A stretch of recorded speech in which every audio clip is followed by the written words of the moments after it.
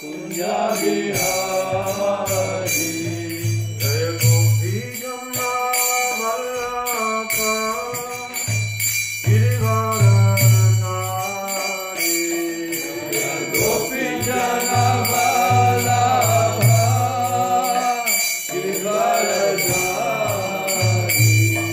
Jaya Gopi Janna Vallabha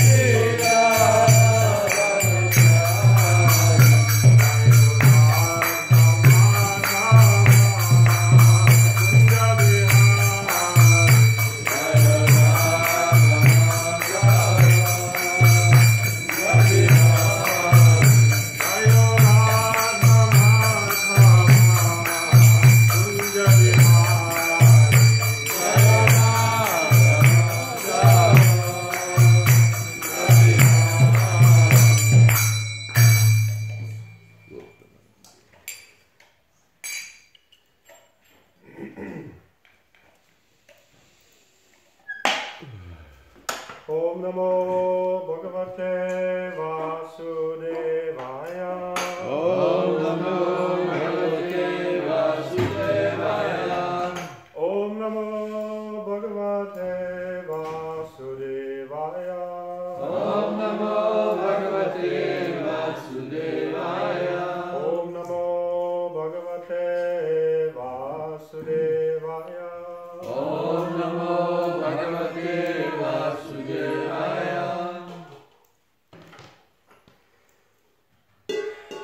So I can't see which is the verse? I can't see. 9:525. 5:25. I brought my own Bhagavatam as well. You can see the cover, made by the same person. Radhi? Go to Hari. So I'll read the verse for today, and then I would like to say something about another verse that I thought about in the first canto.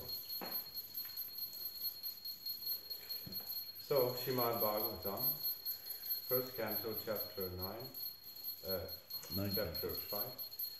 No, oh, it's 9th canto, chapter 5, sorry. Text 25.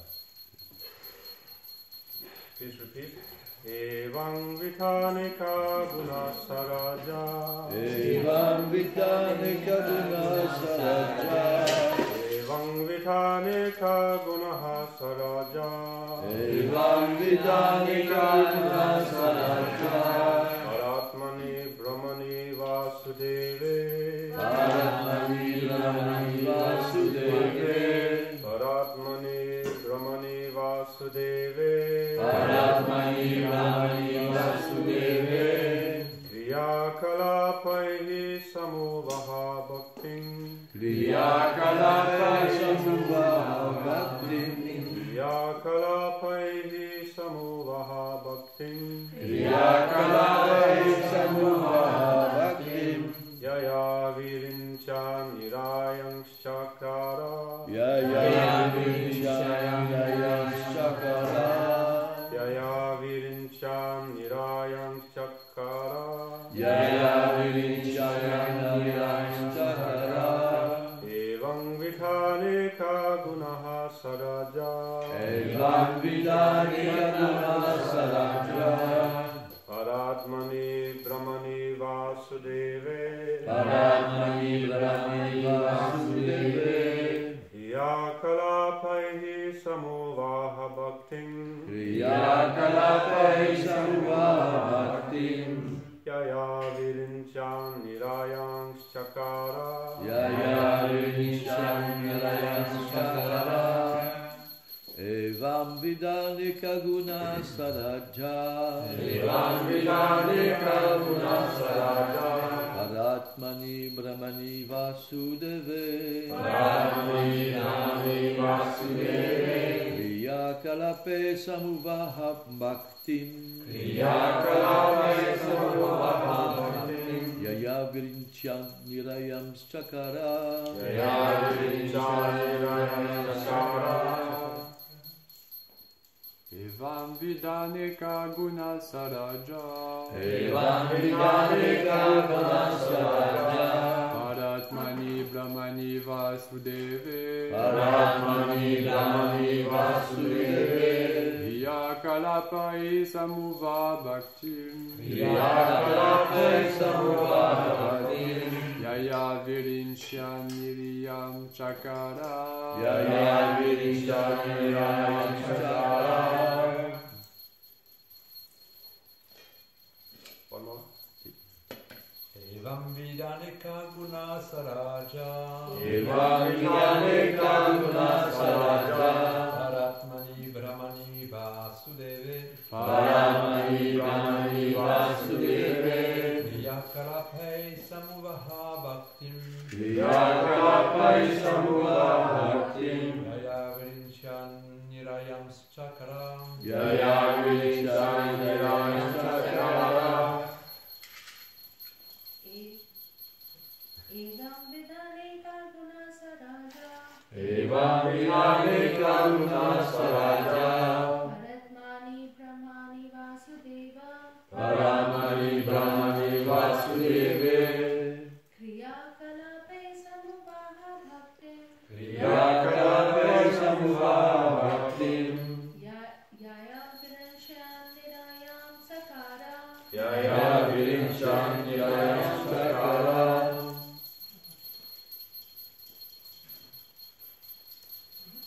So when there's a dot over the M, it's pronounced like Nishinghade. Sometimes we don't care about the details, but you can look it up in the back of the Prabhupada's books. It's all the pronunciation guides. Bhaktim. Here. It's a detail. It's not M, it's I'm not a scholar. And it is Kriya Kalapai, Pay, or Kriya Kalape? Yeah, that we can discuss for a long time. Let's just move on. Evam, in this way, Vidha Anika Gunaha, endowed with varieties of good qualities.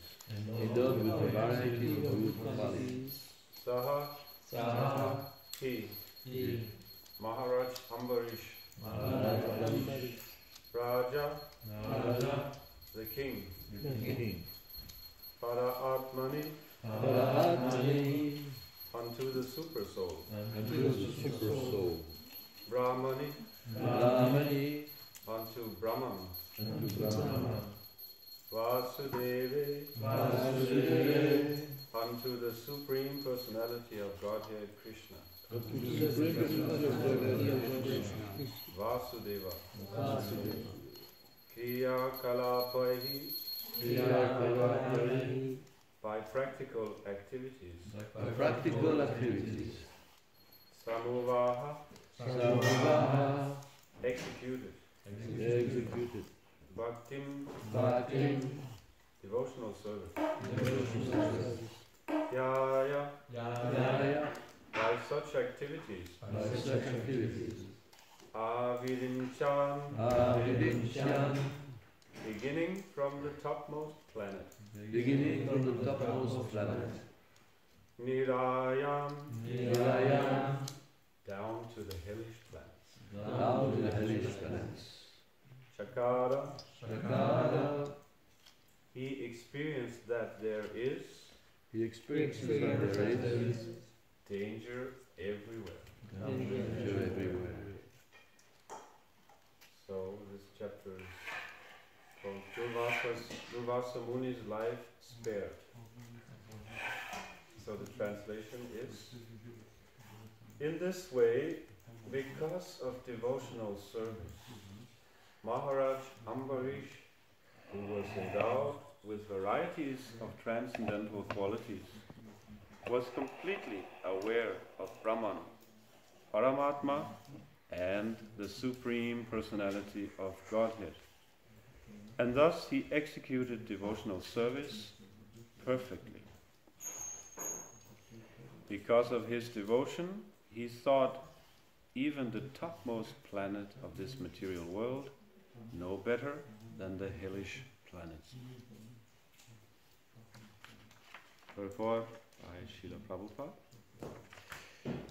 An exalted and pure devotee like Maharaj Ambarish is in full awareness of Brahman, Paramatma, and Bhagavan. In other words, a devotee of Vasudeva, Krishna, is in full knowledge of the other features of the Absolute Truth. The Absolute Truth is realized in three features: Brahman, Paramatma, and Bhagavan. Brahmeti Paramatmeti Bhagavan iti Shabjate. A devotee of the Supreme Personality of Godhead, Vasudeva, knows everything. Vasudeva Sarvamiti. Because Vasudeva, Krishna, includes both Paramatma and Brahman. One does not have to realize Paramatma by the yoga system, for the devotee, always thinking of Vasudeva, is the topmost yogi. Yoginam api sarvesham. And as far as Gyan is concerned, if one is a perfect devotee of Vasudeva, he is the greatest Mahatma. Vasudeva Sarvamiti Sa Mahatma Sudurlabha. A Mahatma is one who has full knowledge of the Absolute Truth.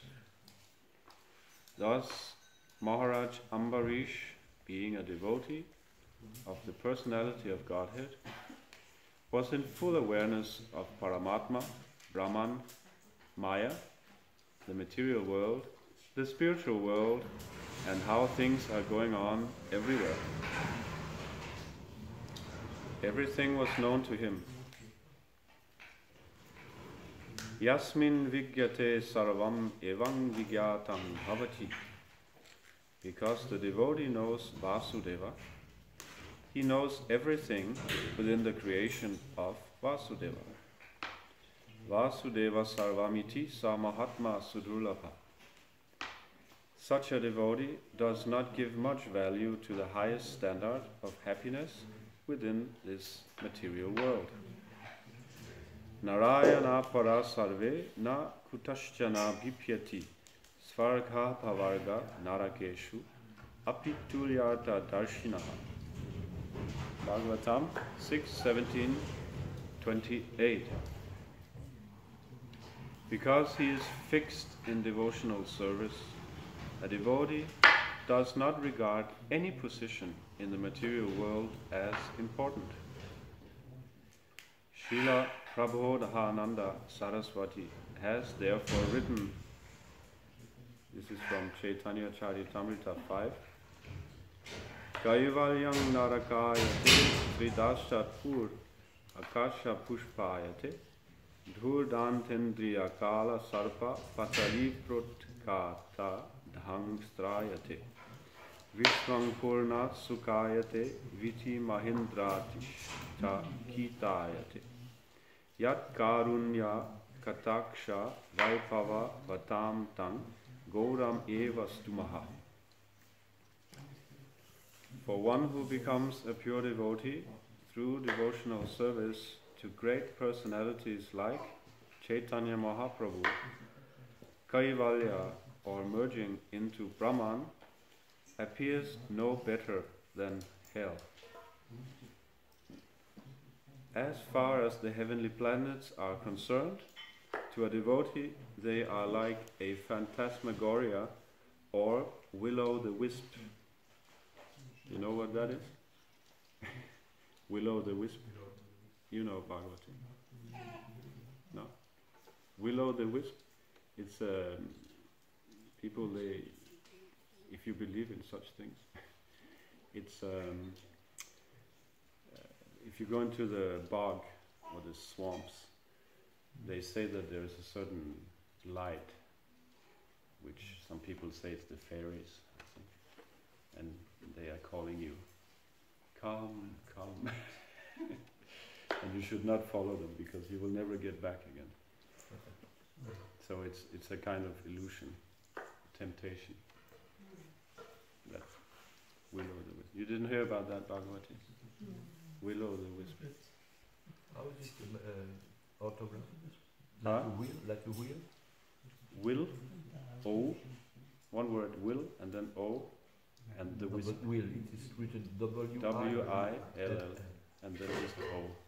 Why? Like good wheel. You can look it up. I looked it up because I'm interested in paranormal things. Anyway, it's like a phantasmagoria or will-o'-the-wisp. And as far as yogic perfection is concerned, a devotee does not care a fig for such perfection, since the purpose of yogic perfection is achieved automatically by the devotee. This is all possible when one becomes a devotee of the Lord through the medium of Chaitanya Mahaprabhu's instructions. You could say many things about this, but I want to say something about actually about hearing the Bhagavatam.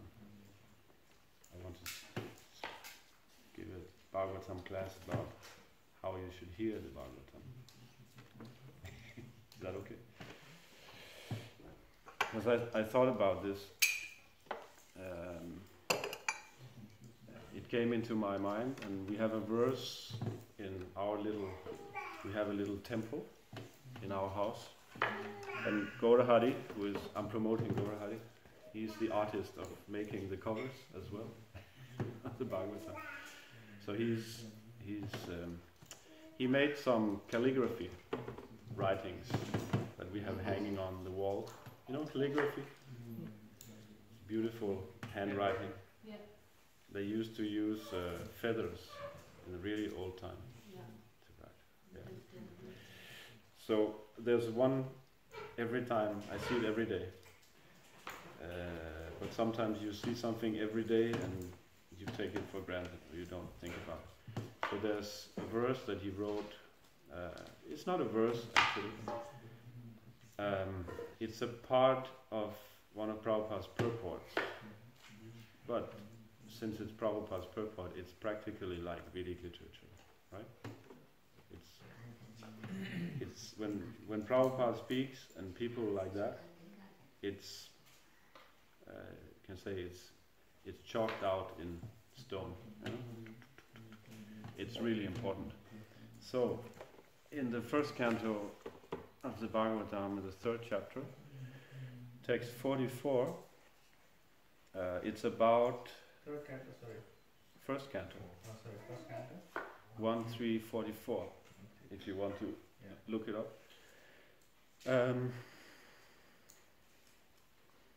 It's about hearing with rapt attention. This word is there, rapt attention. And it's when Shukadeva Goswami recited the Bhagavatam, I heard it with rapt attention. I think this is Narada Muni. No, who is it? I'm not sure who it is. It's Parikshit. Huh? Correct? Parikshit Maharaj. So I'm not going to read the whole thing. I'm just going to read the part that's very important. Prabhupada says, this is about hearing. One should hear with rapt attention from the real person. And then he can at once realize the presence of Lord Krishna in every page. The secret, and here this is very important. Here's the secret, if you want to get the secret. How to hear. The secret of knowing Bhagavatam is mentioned here. And then there's a list of different items that has to be in order before you can hear properly. No one can give rapt attention who is not pure in mind. So the first thing, no one can be pure in mind who is not pure in action. No one can be pure in action who is not pure in eating, sleeping, fearing, and mating. So these are 4 regulative principles, right? But somehow or other, if someone hears with rapt attention from the right person, at the very beginning, one can assuredly see Lord Sri Krishna in person in the pages of Bhagavatam. Very nice, huh? What is the end? Huh? The last sentence? The last sentence? But somehow or other, if someone hears with rapt attention from the right person, at the very beginning, one can assuredly see Lord Sri Krishna in person in the pages of Bhagavatam. So, this is important to remember, because our process starts with Shravanam, hearing. And therefore there should be a culture of hearing. And you can even say that the leaders ought to establish this culture. Those who are in charge of a temple, they need to, we can say, establish or even enforce that culture. Somehow there should be a milieu or an environment where you can hear the Bhagavatam properly without distractions. Because what is the opposite of giving rapt attention is to be distracted. And we have many distractions in our lives. Especially, this is the biggest distraction of this age, the telephone. And you don't need it for the Bhagavatam class. You don't really need it. The verse is here, and okay, if you're looking at the verse, but many times you don't look at the verse. You're having conversation, and maybe you're curious to know if somebody sent you a message, and it can't wait. You have to look at it. It can somehow so that's a big distraction. There are many other distractions. We had a temple in Norway where we had a helicopter landing site right next to the temple. So there were helicopters flying right over the temple room every day. That was a big distraction. So, and this is also connected with the 10 offenses of the holy name. I think you recite them every morning, right? Yeah. Here. So instead of just reciting them as a ritual, you should think about it. And I'm not saying that you're just doing it as a ritual, but we should think about what does it mean in our practical life. For example, it is said that inattention is actually the seedbed of all other offenses. You understand that word? Seedbed. If you want to make a garden, you need to prepare the soil. So you want to grow salad, so you make a bed. It's called a bed, une butte. And it has to be, so that's where you put the seeds. So the seedbed of all the bad weeds or all the other offenses is actually from inattentiveness. I think Bhaktivinoda Thakur is talking about this. It's the 11th offense, isn't it? It's said at the end, right? That inattentiveness is also an offense to the holy name. And if you think about it, that's actually where it begins. It's called pramada. Pramada means inattention, but it also means madness. So we can see, what is madness or craziness? Craziness means you're distracted. People who are crazy, they are distracted. They cannot focus on anything, so they cannot function in the normal society. They're distracted. And why are they distracted? Well, we just saw this list that Prabhupada gave. They cannot control their mind, their senses, because their activities are impure, etc. There's also a verse in the Bhagavad Gita. I'm not a scholar, but if you remember it, there's like a chain reaction going on. That when you're contemplating the sense objects, then you develop attachment for them. Did you know that? Anyone knows this? Jayato Vishayam Pumsa, that's how it starts. Jayato Vishaya Pumsa. Yeah. Okay. Sangas too. Pajayati.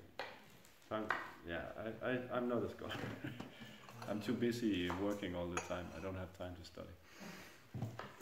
But that's described how the living entity falls down, or as we say, bloops. You know where it's coming from? The word bloops. No. Chickpea puree.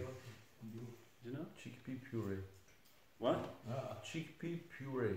Do you know puree? No, I didn't. Because there is splash, but bloop is very deep, you know. You splash, you stay on the surface. But when you bloop, you go very deep. Yeah. Like in chickpea puree, you know. Okay. Thank you for that example. I think it's from Brahmananda. One of the first ones, because they were joking about this. Prabhupada says you falling down from the spiritual world is like falling down into the water or the ocean of the material world, and it says bloop. So they were joking about this. I think Brahmananda. So they started saying, because many people blooped at that time, he blooped, plop. So this is a description. This section of the Bhagavad Gita of how the living entity falls down. So he's first contemplating the sense objects.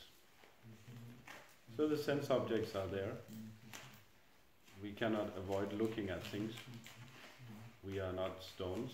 We are not dead. We look at beautiful things, persons, so many things. But there's a difference from just looking and then starting to contemplate. Right? Start to meditate. A 16-year-old boy and girl, they know how to meditate. They're expert in meditation. They're meditating on each other 24 hours a day. They cannot stop thinking about it. They're spontaneously, they cannot stop thinking about the other. So that is very natural for us. So we have to direct that natural tendency towards Krishna.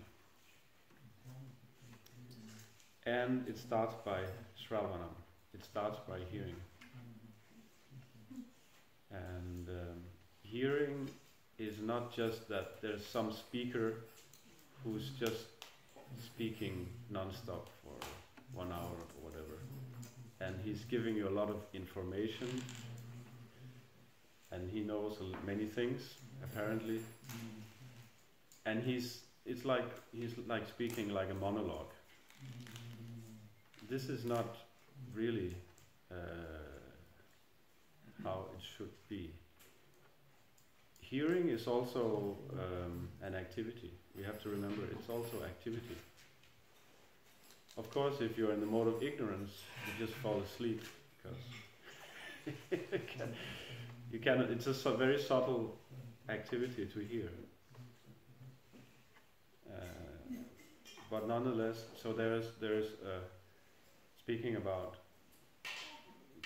We can speak about giving class and receiving class. So giving class is you have an exchange with the audience. It's not just a monologue, it's a dialogue. You may not speak in the audience, you may, maybe, but not necessarily that you say anything, but there's an exchange. And it's described also in the scriptures. There are many descriptions. One description is that Shukadev Goswami, Shuka, you know what it means? Parrot. So Shukadev Goswami, he takes the ripe fruit of, I don't know, Vedic wisdom, and he hands it down to the next person. So you get wisdom. This is something they cannot teach in ordinary. You can say it may be there, but usually it's something more subtle than just book knowledge. Book knowledge, everyone, even a parrot. Speaking about parrots, even a parrot can assimilate. We went to the zoo in Boval, and they have many parrots there. And they can learn to say anything. They just repeat it. They don't know what they're saying. So my big brother had a parrot, a grey parrot, if you know about parrots. This is one of the most popular pets in the world, parrot pets. So it was cursing. It was saying, "Shut up," in Danish. And because my big brother was cursing a lot. So he was telling the parrot to shut up. So the parrot was saying things like that. Because that's what my big brother mostly was cursing. So it was quite funny. But the parrot didn't know what it was saying. It was just repeating like a tape recorder. So hearing the Bhagavatam is not just like you don't become a tape recorder or parrot. You take in what you hear and you process it. You think about it. You digest, just like eating. You digest. It's like if you eat very late at night, like you did yesterday. She cooked a big feast, my wife. Then you're having trouble getting up in the morning. Because you can't you spend the night digesting instead of sleeping. Spend the energy on digesting. So the Bhagavatam is like that. So sometimes you get too many things in the class. There's too much information. It goes too fast. You're just blown away. You know this feeling? You just get so many things. And the speaker doesn't stop for 1 second. So your digestion, you get constipation maybe. So for me, one of the most important things in class is knowing when to stop. Sounds strange, but if you can, you have to observe people. You know, what is their body language? You know, and then some people, from the beginning they're not interested, so you don't have to pay attention to them maybe, but you can see when people had enough to digest. And then we should think about what we heard and apply in our practical lives. That's the purpose of Bhagavatam. We should use, it's called wisdom. It's more than book knowledge. Wisdom is something that a real teacher can give you. You can learn many things just by reading a book, but you cannot learn wisdom unless you have a teacher. And you cannot, even a person speaking on the computer screen, it will not do the job. You need to have a guru to achieve wisdom. And what is wisdom? We can say wisdom. The word for wisdom in Sanskrit is vijnana. There's jnana and vijnana. Knowledge, you can say book knowledge, and then there's realized knowledge. So the speaker must be self-realized to some extent. He doesn't have to be a Mahabhagavata, but he has to be self-realized. And then he can impart that wisdom onto the audience and actually touch their hearts. And that the purpose of Krishna consciousness is to change our hearts, to have the change of heart. Because now our heart is dirty. It's very dirty. And so we need to start cleaning. And that starts by hearing. From hearing we get purified, and when we hear, then we take it into action. We start chanting. Shravanam, Kirtanam. We can say not only chanting and everything else which comes along. Chanting, doing service, worshipping the deity, cooking, etc. It's all connected.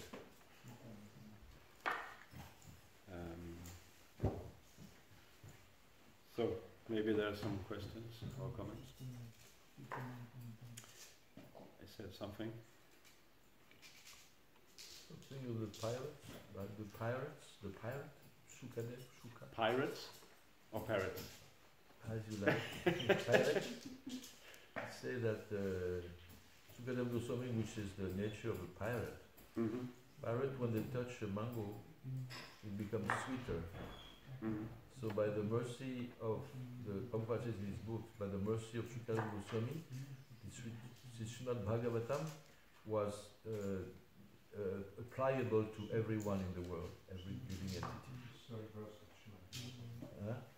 Everyone can benefit from Srimad Bhagavatam. Mm-hmm. The entire human society can benefit from that. Because by touching the Bhagavatam, he has made it sweeter, like a parrot makes sweeter mango.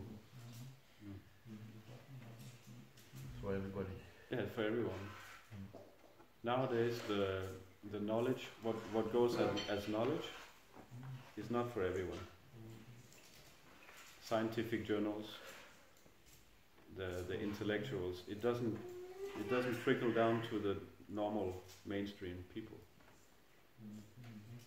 But actually, before the books of knowledge, they were religious books. Now it's been separated. Religion and knowledge is separated. But originally, it's religion and knowledge is together. It's connected together. So they had before for the mass of people, they had Ramayana and Mahabharata, things like this. Because everybody likes to hear about sex and violence, right? It's basically what, especially Mahabharata, is all about, sex and violence. And then there's Krishna in the middle of it. There's a lot of violence and love affairs. And money also. So this is for, yeah, everything is there, you know. So as you say, it's for the mass of people, it's for everyone. Maybe some high philosophy is not for everyone, like Vedanta Sutra. It's for bookworms. But Krishna consciousness can be presented in a way that everyone can appreciate it. That's true. Yeah? Just a few minutes ago you were speaking about the distraction part, and especially mobile being one of it. You know, when you think about it, you start deviating and start doing japa and mala, but after 2-3 days the same thing happens. How do you avoid it? What is the other thing we can do, to avoid it or to reduce that distraction in life? Well, first of all, you need to have a spiritual master who can give you instructions. Someone who can tell you what to do. And for me, it doesn't just mean someone who comes once a year. You have a picture of him. It's someone who can tell you, okay, sit down, put your phone away. And it may not be, it may not even be your spiritual master, it may be your husband. Because he's supposed to be a guru also. So in many cases, we need to have an immediate authority. I mean, your husband may be your friend also, but he's also got that duty actually to help in your spiritual life. So you need someone who can really, I would say on a day-to-day basis, maybe not every day, but we need help. It's not enough just to read books. We need help. Because the mind is going away. And what that person, whoever it might be, will tell you, he will say, because the mind, Krishna says in the Bhagavad Gita, Arjuna says, listen Krishna, you're telling me to control my mind. It's just as difficult as controlling the wind. Krishna says, Arjuna says. Krishna says, yeah, you're right. He says, but it can be done. What is it? By suitable practice and detachment. It can be done. So whenever the mind goes away, I can just give some advice from my own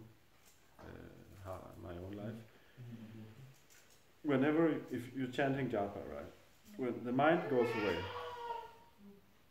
so that's, we can say that's normal. Because the nature of the mind is chanchala, it's flickering. So whenever the mind goes away, you take it, you bring it back to the holy name. It goes away again, you bring it back.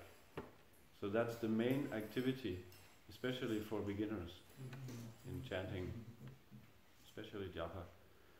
Kirtan is more easy. Japa, you need to bring it back all the time. The main thing is to bringing back the mind to the holy name. And if you continue that, just like if you want to learn to play an instrument, musical instrument, you need to practice every day, and you need to practice over and over again the same thing.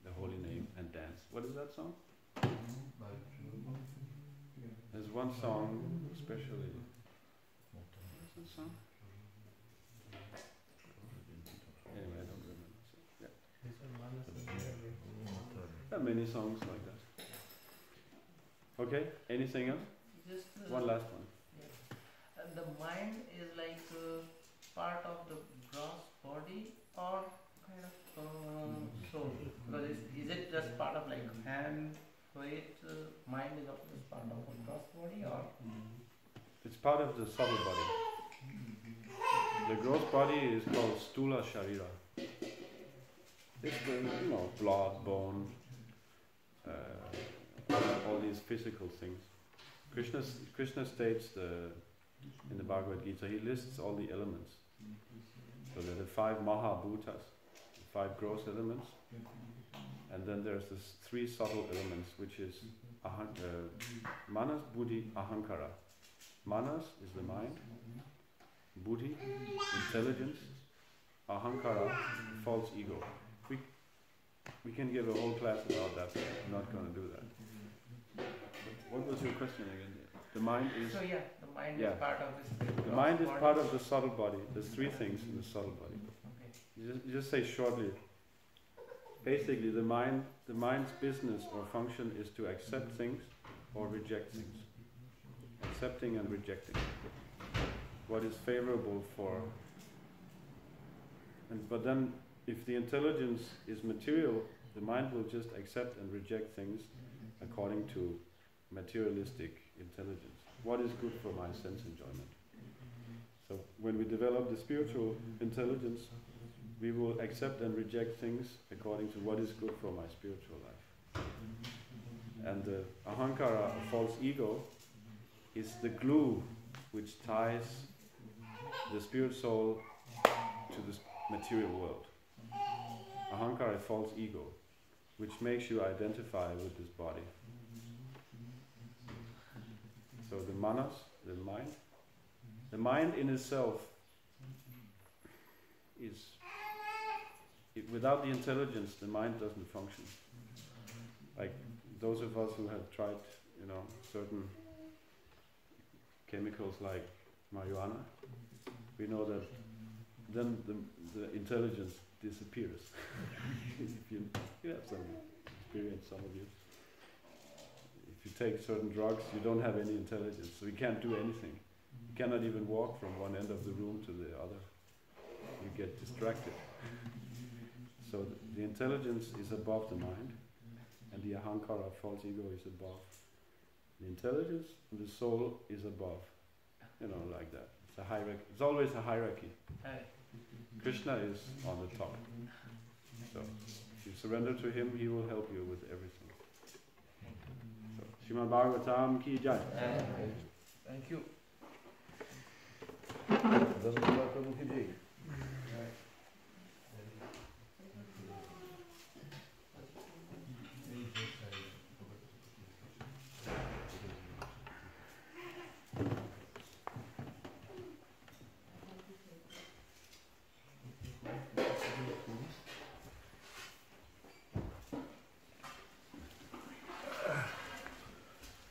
This Raghunath Goswami, he says one thing is, oh mind, don't you hear the ass? And This one.